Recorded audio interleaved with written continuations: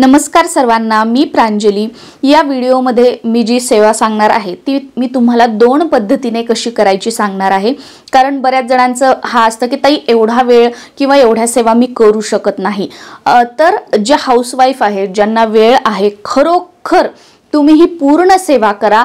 ही पूर्ण सेवा केल्याने तितकाच अधिक लवकर आणि तितकाच प्रभावी म्हणजे दीर्घकाळ की तुम्हाला हे कायमची या त्रासातून सुटका होईल एवढा चांगला रिझल्ट बघायला मिळेल। आणि तुम्ही म्हणजे अपेक्षेपेक्षा जास्त म्हणतो ना की एवढ्या लवकर एवढा बदल त्या व्यक्तीमध्ये कसा झाला हे तुम्ही सुद्धा आश्चर्य कराल, एवढा तुम्हाला चांगला रिझल्ट मिळेल। पण बरेच जण काय असतात की त्यांना लहान मुलं आहेत किंवा जास्त वेळ बसू शकत नाही, वर्किंग आहेत, पण हा सगळा जो त्रास आहे त्या त्रासातून ते जात आहेत।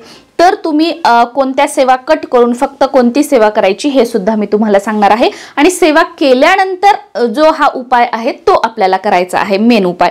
आता तुमच्या घरामध्ये तुमचे मिस्टर दारू पितात किंवा मुलं व्यसन करतात, मग व्यसन कशाचंही असू द्या, बघा बाहेरचा नाद असू द्या, बऱ्याच वेळेला काय असतं की काही थर्ड पार्टीचा प्रॉब्लेम आहे किंवा आपण दारू सिगारेट वगैरे ह्या गोष्टींचा त्रास आहे किंवा अजून काही असेल, आता ज्याची त्याला माहित असतं काय, तर अजून कोणते जर व्यसन असतील आता मला माहित नाही, पण ते जरी असतील तर त्याच्यासाठी आपण ही सेवा जी आहे ती तुम्ही करू शकता। त्याचबरोबर तुमच्या घरामध्ये भांडणं होतात, मुलं हट्टी आहेत, तापट आहेत, तुमचे मिस्टर रागीट स्वभावाचे आहेत, बाहेरच्यांचं ऐकून घरामध्ये भांडण करतात, विनाकारण तुमच्या मुलांवर तुमचे मिस्टर चिडचिड करतात किंवा तुमचे मुलं आई वडिलांवरती घरातल्या मंडळींवरती चिडचिड करतात, तर त्यांच्यासाठी सुद्धा तुम्ही हा उपाय करू शकता।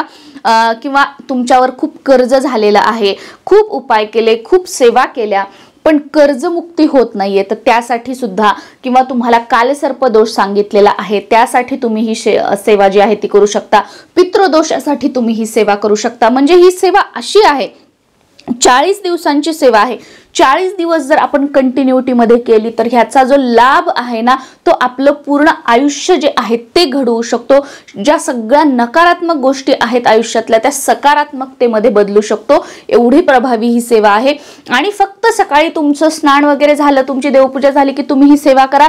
बाकी दिवसभर तुम्हाला कोणतेही स्तोत्र नाही, मंत्र नाही, काहीही नाही, फक्त तुम्ही ही सेवा केली ना तरी सुद्धा तुमच्या ज्या काही सगळ्या समस्या आहेत त्या सुटून जातील। त्याच्यामुळे आपलं सगळं व्यवस्थित जरी आहे तर अजून माझ्या घरात हे सगळं असंच व्यवस्थित राहावं ह्यासाठी सुद्धा तुम्ही ही सेवा करू शकता। तुमच्या जागेमध्ये वास्तुदोष आहे, तुमच्या जागेमध्ये काही दोष आहे, नकारात्मकता आहे, त्यासाठी सुद्धा तुम्ही ही सेवा जी आहे ती करू शकता। आता श्रावण महिना सुरू होत आहे 5 तारखेपासून, तर श्रावण महिन्यामध्ये संपूर्ण श्रावण महिना आता 40 दिवसाची सेवा आहे, तर श्रावण महिना संपल्यानंतर सुद्धा 8-10 दिवस ही आपली सेवा राहते।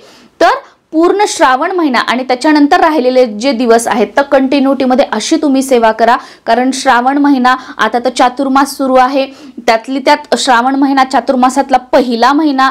श्रावण महिना हा भगवान शिवशंकरांची सेवा करण्यासाठी सर्वात प्रभावशाली मानला जातो आणि व्रतवैकल्यासाठी श्रावण महिना तर महत्त्वाचा आहेच आहे, त्याबरोबर चातुर्मासही सुरू आहे।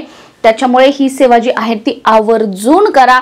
तुम्हाला तुमच्या मिस्टरांचं व्यसन सुटावं किंवा मुलांचं व्यसन सुटावं यासाठी कोणतेच आयुष्यात तोडगे उपाय करण्याची गरज पडणार नाही। हा एकच उपाय मुळासकट सगळ्या समस्या ज्या आहेत त्या दूर करेल। आता ह्या 40 दिवसामध्ये मध्ये जर पिरियड आले तर काय करायचे, तुम्हाला जर मध्ये पिरियड आले तर तुमच्या घरातील इतर मंडळींना तुम्ही ही जी सेवा आहे ना ती करायला लावा, पण स्किप होऊ देऊ नका। पण तुमच्या घरामध्ये जर कोणी करायलाच नसेल 4 दिवस तर मात्र तुम्ही ही सेवा राहू द्या आणि पिरियड झाल्यानंतर परत कंटिन्युटी मध्ये करू शकतो। पण सुतक आलं असं मध्ये काही विटाळ वगैरे आला तर मात्र सेवा तुम्ही बंद करायची आणि ते झाल्यानंतर परत नव्याने तुम्हाला ही सेवा 40 दिवसांची सुरू करायची आहे या पद्धतीने। बाकी नियम वगैरे असं काही नाही, फक्त नॉनव्हेज वगैरे खाऊन हे करू नका। नाही आता तर चातुर्मास आहे आणि श्रावण महिना आहे तर कोणी नॉनव्हेज वगैरे खातच नाही, त्याच्यामुळे तो प्रश्न तर येतच नाही। बाकी ब्रह्मचर्य वगैरे असं काहीही पालन करण्याची गरज नाहीये। आता ही सेवा तुम्ही एक तर सकाळी आपली देवपूजा झाली की त्यावेळेला करू शकता किंवा संध्याकाळी जो प्रदोष काळ असतो तो ही सेवा करण्यासाठी खूप प्रभावी मानला जातो। संध्याकाळी सूर्य मावळल्यानंतर सुद्धा तुम्ही ही सेवा करू शकता। ह्या दोन्हीपैकी जो टाइम तुम्हाला योग्य वाटतो कंटिन्युटीमध्ये जो टाइम म्हणजे सकाळचा किंवा संध्याकाळचा तुम्ही फॉलो करू शकत असाल त्यावेळेला ही सेवा करण्याचा प्रयत्न करा. आता बऱ्याच जणी ताई दादा वर्किंग असतील, त्यांना ही सेवा करायची आहे. ताई सकाळी देवपूजा झाल्यानंतर पण आम्ही घरी नसतो आणि संध्याकाळी प्रदोष वेळी सुद्धा आम्ही घरी नसतो, मग सेवा कधी करायची? तर तुम्ही सकाळी ब्रह्ममुहूर्तावर ही सेवा करून तुमच्या ऑफिसला वगैरे तुम्ही गेलात तरी सुद्धा चालेल, चांगला प्रभाव बघायला मिळेल. पण प्रदोष काळानंतर रात्री ऑफिसवरून घरी आल्यानंतर वगैरे ही सेवा जी आहे ती करू नका. आणि सकाळी आणि संध्याकाळी दिवे लागणीला प्रदोष काळी तुम्हाला ही सेवा करणं शक्य झालं नाही तर दिवसभरात तुमच्या वेळेनुसार करू शकता, पण शक्यतो दिवसभर करण्याचं टाळा. ज्या वेळा सांगितल्या आहेत त्या वेळेतच करण्याचा प्रयत्न करा. आता ही सेवा करण्यासाठी देवघरासमोर बसायचं आहे, देवासमोर दिवा लावायचा, धूप अगरबत्ती लावायची आणि त्यानंतर ताम्हण घ्यायचं आहे. त्या ताम्हणामध्ये शिवलिंग ठेवायचं आहे. तुमच्याकडे जर गळती असेल अभिषेकाची तर ती गळती ठेवायची आहे. आणि अभिषेकाची गळती नसेल तर आपलं जी पळी असते अभिषेकाची किंवा चमचा असतो, चमचाने आपण अभिषेक केला तरी सुद्धा चालेल. त्याचबरोबर स्वच्छ पिण्याचं पाणी जे असतं ते घ्यायचं आहे आणि एक रिकामं भांडं घ्यायचं आहे. त्यानंतर आपल्याला काय करायचं आहे की आता ज्या सेवा सांगणार आहे ह्या सेवा तुम्हाला करायच्या आहेत, पण तुम्ही वर्किंग आहात, लहान मुलं आहेत, ह्या एवढ्या सेवा करणं तुम्हाला शक्य नसेल तर कोणती सेवा फक्त करायची तेही तुम्हाला सांगते. आता अभिषेक त्या शिवलिंगावर आपल्याला सुरू राहू द्यायचा. पहिल्या दिवशी ज्या दिवशी तुम्ही सेवा करणार आहात, आता तर श्रावण महिना आहे बघा, तुम्ही पहिल्या श्रावणी सोमवारपासून ही सेवा चालू केली तरी सुद्धा चालेल किंवा इतर वेळी तुम्ही कोणत्याही सोमवारपासून या सेवेला सुरुवात करू शकता.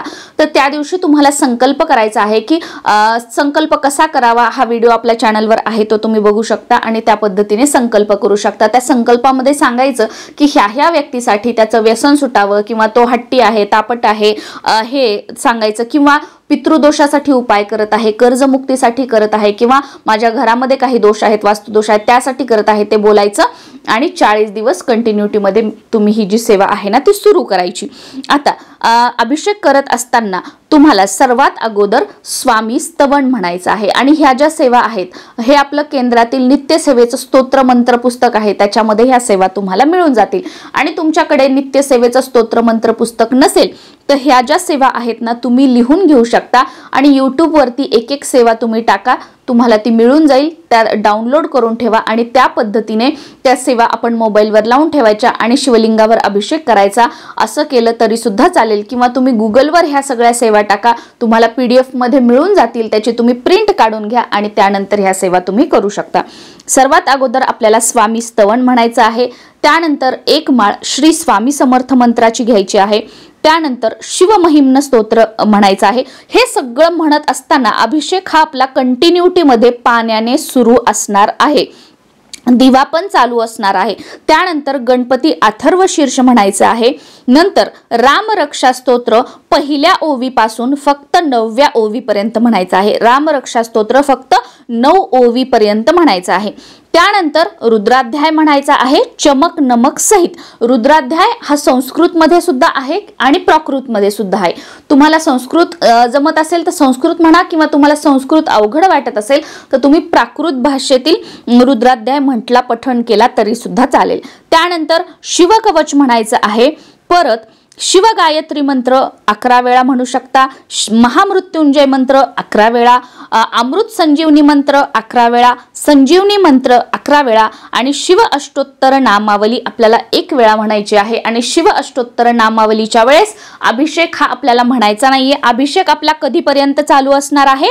संजीवनी मंत्र इथपर्यंत आपला अभिषेक चालू असणार आहे. त्यानंतर शिवलिंग जे आहे ते त्यातून उचलायचं, स्वच्छ पुसायचं, देवघरामध्ये जिथे जागा आहे तिथे ठेवायचं आणि त्यानंतर तुमच्याकडे जे बेलपत्र वगैरे असतील, शिवलिंगाला भस्म आपण लावायचं आणि बेलपत्र जे असतील, एकच बेलपत्र असेल तर ते आपल्या उजव्या हातात धरायचं आणि शिव अष्टोत्तर नामावली म्हणायची. भगवान शिवशंकरांना प्रार्थना करायची की मी ही सेवा कशासाठी केली आहे आणि शिवलिंगावरती ते बेलपत्र जे आहे ते अर्पण करायचं आहे. तुमच्याकडे 108 बेलपत्र असतील तर एक एक बेलपत्र अर्पण करत शिव अष्टोत्तर नामावली म्हणायची आणि त्यानंतर आरती म्हणायची आहे महादेवाची, सुरुवातीला गणपतीची आणि त्यानंतर शंकराची आरती करायची आहे. आता हे जे तीर्थ आहे जमा, आता जसं जसं आपण हा अभिषेक करू तर ते तामण जे आहे ते पाण्याने भरून राहील. तर काय करायचं, ते तामण भरलं की त्यातलं जे पाणी आहे ना, दुसरा छोटासा पेला किंवा छोटीशी वाटी घ्यायची, त्याने काय करायचं, दुसरं जे आपण रिकामं रिकामं भांडं घेतलेलं आहे त्याच्यामध्ये हे तीर्थ जे आहे ते काढत राहायचं आपण आणि तो अभिषेक जो आहे ताम्हणामध्ये शिवलिंगावरती कंटिन्युटीमध्ये चालू ठेवायचा। ते शिवलिंग उचलायचं परत ताम्हणातलं पाणी टाकायचं असं नाही करायचं। छोटीशी वाटी वगैरे घ्यायची आणि त्याने साईडनी ताम्हणातलं पाणी घेऊन दुसऱ्या भांड्यामध्ये टाकायचं आहे। आता ही सेवा झाल्यानंतर हे जे तीर्थ आहे ते तुम्ही ज्या व्यक्तीसाठी ही सेवा केली आहे तर दिवसभर तो जो व्यक्ती पाणी वगैरे पितो तर त्या पाण्यामध्ये हे पाणी मिक्स करून हे तीर्थ मिक्स करून तुम्ही त्या व्यक्तीला 40 दिवस दररोज हे पाणी पिण्यासाठी द्यायचं आहे। आणि तुम्ही समजा तुमच्या घरासाठी वास्तुदोष वगैरे आहे त्यासाठी केलेलं असेल तर यातलं थोडंसं तीर्थ जे आहे ते सकाळ संध्याकाळ तुम्ही रोजच्या रोज समजा आज अभिषेक केला तर अभिषेक झाल्यानंतर लगेच आणि परत संध्याकाळी जी दिवे लागण्याची वेळ असते तर आंब्याच्या पानाने किंवा फुलाने सकाळ संध्याकाळ आपल्या घरामध्ये संपूर्ण घरामध्ये हे पाणी शिंपडायचं आहे। कर्जमुक्तीसाठी केलेलं असेल तर सेम घरामध्ये पाणी शिंपडायचं। तुम्ही आणि तुमच्या मिस्टरांनी दोघांनी सुद्धा हे तीर्थ म्हणून घ्यायचं आणि प्रार्थना करायची कर्जमुक्तीसाठी आम्हाला मार्ग मिळू द्या आणि कर्जमुक्त होऊ द्या।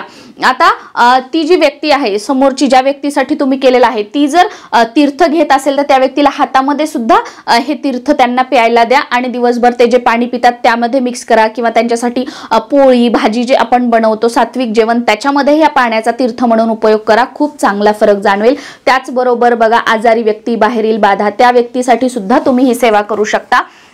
चांगला फरक तुम्हाला जाणवेल। आता जी ताई व दादा वर्किंग आहे त्यांना एवढ्या सेवा करायला शक्य होणार नाही लहान मुलं वगैरे आहेत तर त्यांनी काय करायचं सुरुवातीला तुम्ही स्वामी स्तवन म्हणायचं आहे। एक वेळा स्वामी स्तवन म्हणायचं आणि त्यानंतर तुम्ही डायरेक्ट रुद्राध्याय घेऊ शकता। रुद्राध्याय नमक चमक सहित प्राकृत किंवा संस्कृत दोन्हीपैकी एक म्हणत तुम्हाला अभिषेक करायचा आहे आणि तुम्ही एवढी सेवा करू शकता। आणि सेम मी जसं सांगितलं तीर्थाचा उपयोग करायचा। तुम्ही ज्या कोणत्या कारणासाठी सेवा करत आहात तर त्या व्यक्तीला हे तीर्थ तशा प्रमाणे त्याचा वापर करायचा आहे।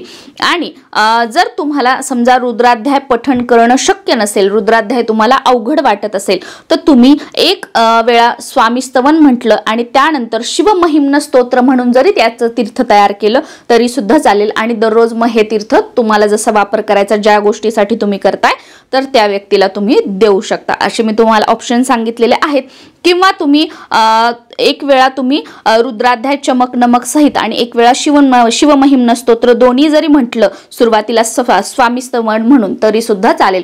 पण सुरुवातीला मी ज्या सगळ्या सेवा सांगितल्या त्या पद्धतीने तुम्ही सेवा केल्या तर खूप चांगले रिझल्ट तुम्हाला बघायला मिळतील। आणि आवर्जून आता श्रावणाचा महिना सुरू आहे तर तुम्ही ही सेवा सुरू करा। तुम्हाला खरोखर जर या सगळ्या समस्यांचा त्रास असेल या सगळ्या समस्या तुमच्याकडे असतील तर आणि श्रावण जरी संपला तरी कोणत्याही सोमवारपासून तुम्ही ही सेवा सुरू करू शकता। श्री स्वामी समर्थ।